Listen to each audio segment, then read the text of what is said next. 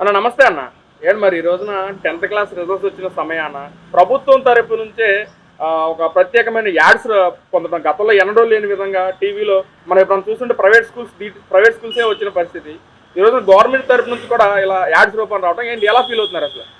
గతంలో రిజల్ట్ వచ్చిన తర్వాత టీవీలో పేపర్లు ఎక్కడ చూసినా కార్పొరేట్ కాలేజీలు చైతన్య, నారాయణ, ఇంకా రకరకాల చాలా కాలేజీలు ఉన్నాయి. అన్నీ మా ర్యాంకులన్నీ ఊదరగొట్టేసేవాళ్ళు.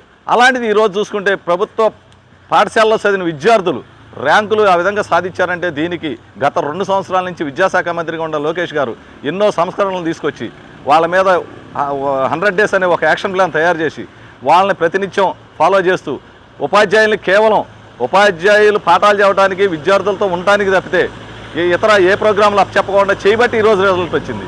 అదేవిధంగా గతంలో జగన్మోహన్ రెడ్డి అనే సైకో ముఖ్యమంత్రి ఉండగా చూసుకుంటే వైన్ షాపులు కాడ టీచర్స్ని వేసి అతన్ని వైన్ షాపులు కాడ బుద్ధి ఉండాడు ఎవడైనా అతడ టీచర్స్ ఏం చెప్తారు పిల్లలకి, ఒరే చదువు మద్యం మానంటరా, మద్యం చేయకూడదని చెబుతారు. అలాంటి వాళ్ళనే తీసుకెళ్ళి నువ్వు అక్కడ వేసావంటే నువ్వు ఎంత దుర్మార్గుడు ఆలోచించు. అదేవిధంగా గతంలో టీచర్స్ బాత్రూములు ఫోటోలు తీసి అప్లోడ్ చేయటం, వాళ్ళకి అక్కడ నెట్ పని చేయదు బ్యాక్వర్డ్ ఏరియాలో, వాళ్ళు అక్కడే గంట టైం వేస్ట్ అయ్యేది. ఆ విధంగా టైం వేస్ట్ చేసే పనులు చెప్పాడు తప్పితే విద్యార్థులు పాఠాలు చెప్పాలి, విద్యా వ్యవస్థని ముందుకు తీసుకెళ్లాలనేది లేదు. గతంలో చూసుకుంటే 2 లక్షల మంది విద్యార్థులు ఫెయిల్ అయిన ఘనత ఈ రాష్ట్రానికి అప్పచెప్పాడంటే కేవలం జగన్మోహన్ రెడ్డి ప్రభుత్వం, జగన్మోహన్ రెడ్డి ముఖ్యమంత్రి ఉన్నాయి. కానీ లోకేష్ బాబు గారు వచ్చిన తర్వాత విద్యా వ్యవస్థలో టీచర్స్ పేరెంట్స్ మీటింగు ప్రతినిత్యం పెడుతూ వాళ్ళ పిల్లలు ఎలా ఫాలో అవుతున్నారు, ఎలా ఉన్నారు, ఏంటి వాళ్ళకి తీసుకోవాల్సిన ఏంటి అనేది చెప్పి విద్యా వ్యవస్థని ఒక సమూల మార్పులు తీసుకొచ్చి ఈరోజు ఇంత రిజల్ట్ రావడానికి కారణమయ్యారు. కాబట్టి దీంట్లో ఏదో సాక్షిలో ఇవాళ ఏదో వచ్చింది పేపర్లో మొత్తం గతంలో విద్యా వ్యవస్థలో ఏదో మేము మార్పులు చేసాం వచ్చినాయని. మీరు విద్యా వ్యవస్థలో మార్పులు చేస్తే 5 సంవత్సరాల్లో ప్రతి సంవత్సరం ఏ రోజు ఇంత రిజల్ట్ రాలా, 2 లక్షల మంది విద్యార్థులు ఫెయిల్ అయిన ఘనత మీదే. కాబట్టి మీరు అసలు క్రెడిట్ స్టోరీ అనేది మీరు మానరు. మీరు ఏది చెప్పినా క్రెడిట్ స్టోరీ మీకు ఒకటే ఉన్నది, గొడ్డల గుర్తుతో నరకటం లేదా బీసీ ఎస్సీ బిడ్డల్ని మైనారిటీ బిడ్డల్ని హత్యలు అత్యాచారాలు చేయటం, వాళ్ళ మీద కులముద్రలు వేయటం తప్పితే మీరు దేనికి పనికిరాదు. అంటే ఇంత జరుగుతున్నా సరే లోకేష్ గారి మీద గతంలో ఎన్నో రకాలుగా విమర్శలు చేశారు వైసీపీ నాయకులు. పప్పు అని చెప్పి, లేదా విద్యావ్యవస్థలు మొత్తం భ్రష్టు పట్టించేశాడు లోకేష్ అని చెప్పి, విద్యాశాఖ మంత్రిగా అన్ఫిట్ అని చెప్పి కూడా చాలా రకాలుగా విమర్శలు చేశారు. మరి ఈ రోజున అదే విద్యాశాఖ మంత్రి వచ్చిన తర్వాత ఇలా గవర్నమెంట్ స్కూల్స్లో మార్కులు కానీ ఉత్తీర్ణ శాతం పెరగటం కానీ ఏంటన్నా ఎలా చూడొచ్చు అంటారు? అతన్ని ఒక రకంగా వైసీపీ నాయకులే అతనిలో ఒక కసి పెంచారు. లెక్క అయితే అతనికి అంత కసి వచ్చిందంటే వైసీపీ నాయకులు అవహేళన చేసి అతని బాడీ షేమింగ్ కానీ, అతను ఏదో స్టాన్ఫోర్డ్ యూనివర్సిటీలో చదువుకుని ఏదో తెలుగులో 2 తప్పులు మాట్లాడితే పప్పు అని ఏదైతే ఎగతాలు చేశారో ఈరోజు ఆ నాయకులందరూ తుప్పు రేగొడుతున్నాడు లోకేష్ బాబు గారు.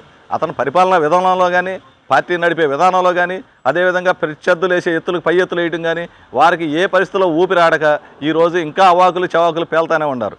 కాబట్టి వాళ్ళ జగన్మోహన్ రెడ్డి అనేవాడు బయటకు వస్తే ఒక ప్రెస్ మీట్ పెట్టమంటే రికార్డెడ్ ప్రెస్ మీట్ పెడతాడు తప్పితే విలేకరులు అడిగిన క్వశ్చన్ ఒక్కదానికి కూడా సమాధానం చెప్పలేడు. ఎందుకంటే అతని దగ్గర ఉండదు, అతను బుర్ర పనిచేయదు. అతను పేపర్లు దొంగతనాలు చేసి 10th క్లాస్ పాస్ అయినాడు, మర్డర్లో ఫ్యాక్షనిస్ట్ అతను.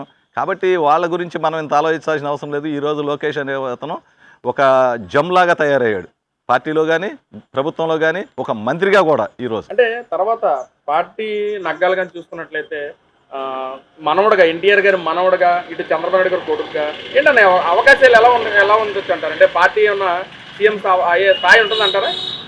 మీరు చెప్పేది 100కి 100 తప్పు. ఎన్టీ రామారావు గారు మనవడుగానో చంద్రబాబు గారి కొడుకుగానో అతను మాత్రం ఈరోజు పార్టీలో ఈ స్థాయికి రాలా. అతను కష్టపడి పైకి వచ్చాడు. పార్టీ కార్యకర్తల కోసం ఆలోచించి కార్యకర్తలకే సంక్షేమ నిధి పెట్టి ఇన్సూరెన్స్ తీసుకొచ్చింది అతను. పార్టీ కార్యకర్తలని ఎలా కాపాడుకోవాలో కాపాడుకుంటూ ముందుకు నడిచిన వ్యక్తి అతను. ప్రతిపక్షంలో ఎంతోమంది నాయకులు, రాష్ట్ర స్థాయి నాయకులు టీడీపీలో కూడా ఇంటో దూరేశారు. కానీ కార్యకర్తలు రోడ్డెక్కి పోట్లాడితే అక్రమ కేసులు బనాయించితే మాలాంటి వాళ్ళ మీద కూడా కేసులు ఉన్నాయి. వాళ్ళందరినీ కాపాడుకుంటూ ఎక్కడ కేసు అయితే అక్కడికి వాళ్ళ టీముని పంపించి లీగల్ టీము వాళ్ళని రక్షించి కాపాడుకుంటూ పార్టీని కాపాడుకున్న వ్యక్తికి ఈరోజు అంత సముచిత స్థానం వచ్చింది తప్పితే అదేదో ఆయాచితంగా ఎన్టీ రామారావు గారు మనవడు చంద్రబాబు నాయుడు గారు కుమారుడిగా మాత్రం రాలేదు. దీన్ని అసలు ఏ పరిస్థితిలో మేము ఒప్పుకోం. ఇప్పుడు లోకేష్ బాబు గారు చూసుకుంటే ఒక స్వతంత్రంగా పెరిగాడు తప్పితే, ఒక కసితో ఎవరైతే మీరు అవహేళన చేశారో ఆ కసితో పెరిగాడు తప్పితే జగన్మోహన్ రెడ్డి లాగా తండ్రి విగ్రహాలు ఊరికి ఒకటి పెట్టేసుకుని నేను తండ్రి సాటి పెట్టని, నా తండ్రి లేడు, నేను రాజకీయ నాయకుడిని అవ్వాలని ప్రాధేయపడి ఈ రాష్ట్రాన్ని సమూలంగా నాశనం చేసిన వ్యక్తి అయితే లోకేష్ బాబు గారు కాదు.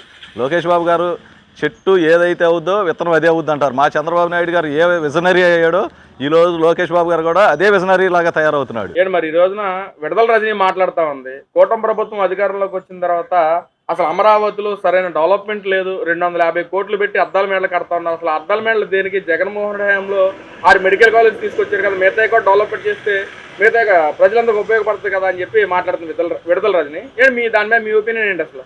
వైసీపీ నాయకులు కళ్ళుండి కళ్ళు లేని కబోదుల్లాగా ఉన్నారు.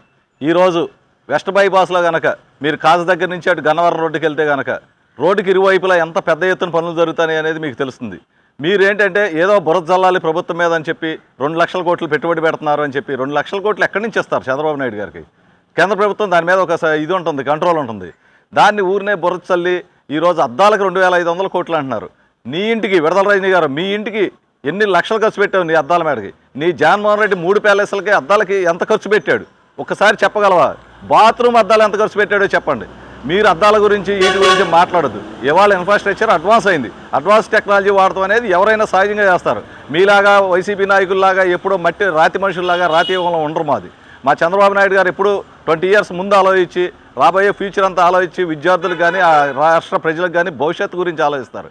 కాబట్టి మీరు ఇవాళ హాస్యాస్పదంగా ఉంది, అద్దాలు పెడుతున్నారు, 2500 కోట్లు దుర్వినియోగం చేస్తున్నారు. మెడికల్ కాలేజీ గురించి మాట్లాడుతున్నారు. మీరు మెడికల్ కాలేజీ ఒక్క కాలేజీ కూడా పూర్తి చేయలే. మీరు ఎవరైనా వైసీపీ నాయకులు వస్తానంటే మీరు ప్రతి మెడికల్ కాలేజీకి వెళ్దాం, ఎక్కడైనా పునాదులు దాటి మీరు ఇచ్చిన అడ్వాన్సులు తీసుకుని ఆ కాంట్రాక్టర్లకు చేతులు ఎత్తేసారు. దాంట్లో మీ కమిషన్లు మీరు తీసేసుకున్నారు.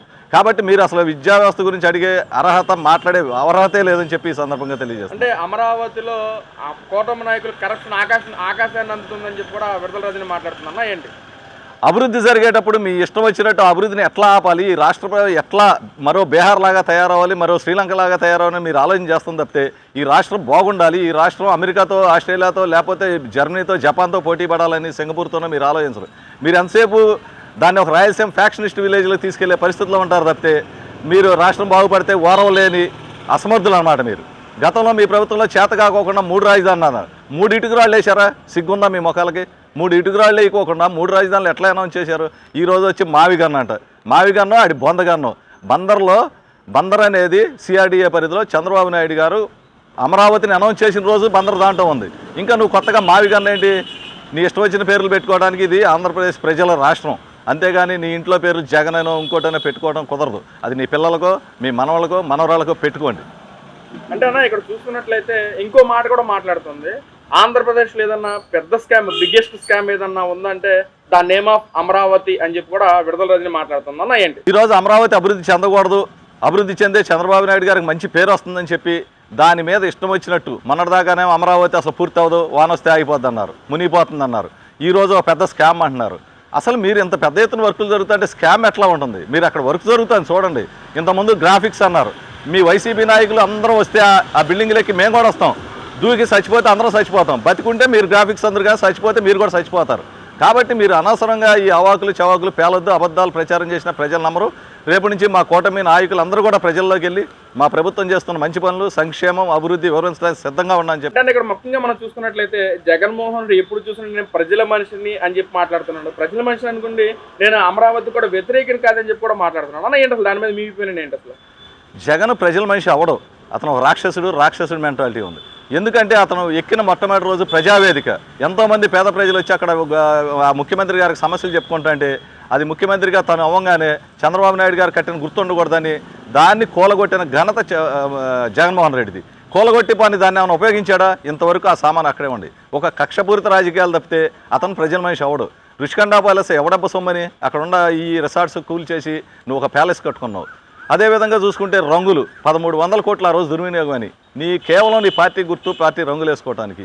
అదేవిధంగా సర్వే రాళ్ల మీద నీ బొమ్మలు, పొలం పాస్బుక్ల మీద నీ బొమ్మలు, ఎవడబ్బా సొమ్మని నీ బొమ్మలు వేసుకుంటావు. అతను ప్రజల మనిషి ఎలా అవుతాడు? నీ బొమ్మ, నీ బాబు బొమ్మ, రాజశేఖర రెడ్డి బొమ్మ వేసుకుంటే ప్రజల మనిషి అంటే గవర్నమెంట్ సింబల్ వేసుకోవాలి, గవర్నమెంట్ రూల్స్ ప్రకారం వెళ్ళాలి. అంతేగాని నేను రాజారెడ్డి రాజ్యాంగం ప్రకారం వెళ్తా అన్నాడు కాబట్టి ఈరోజు ప్రజల మనిషి కాకుండా పోయాడు, 11 సీట్లు ఇచ్చారు.